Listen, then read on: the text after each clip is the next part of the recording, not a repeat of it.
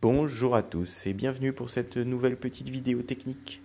Le voyageur 675 sur le pont.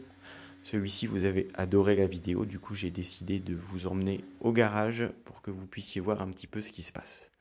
On va aller faire un tour en dessous.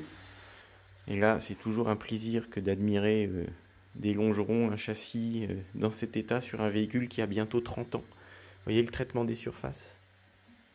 Alors là, c'est la grosse rallonge d'attelage monstrueuse. Et on voit juste au-dessus les rallonges d'origine galvanisées qui sont les éléments montés par le voyageur.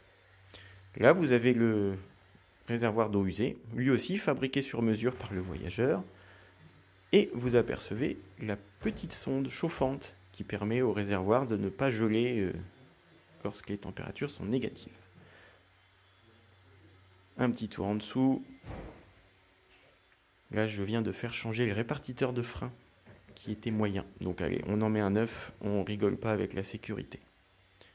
Petit coup d'œil aux traverses, longerons, regardez l'état. Sur un véhicule de 1996, c'est quand même assez incroyable de voir un châssis dans cet état-là qui n'a jamais été refait. Là, vous avez les traverses en Duralinox, qui est la fameuse structure de la cellule. C'est du costaud, vous voyez, c'est imbriqué dans le plancher. Le plancher reste en bois, effectivement. C'est la seule partie en bois, d'ailleurs, visible.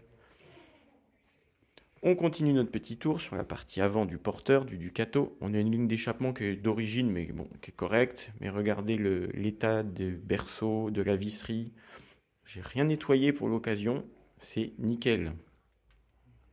On en profite pour aller voir un petit peu plus haut. Vision sur le turbo, sur la crémaillère de direction. Barre stabilisatrice, l'état des cylindres blocs. Coucou turbo. Tout ça, c'est dans son jus d'origine. Qu'est-ce que j'aimerais en trouver plus souvent des comme ça? Regardez, là, 0 point de corrosion à cet endroit-là, qui est pourtant le point critique de cette génération. Sur la partie avant, qu'est-ce qu'on va voir? Là, on a attaqué la vidange, on va faire la distribution avec la pompe à eau. Gros morceau sur ce moteur, il faut tout démonter sur le 2,5 litres. On a un joint de carter qui est un peu gras, donc on le change aussi, sans discuter. Comme ça, on repart sur du vintage en super état. Voilà, allez, je vous dis à bientôt pour la prochaine. Bye bye.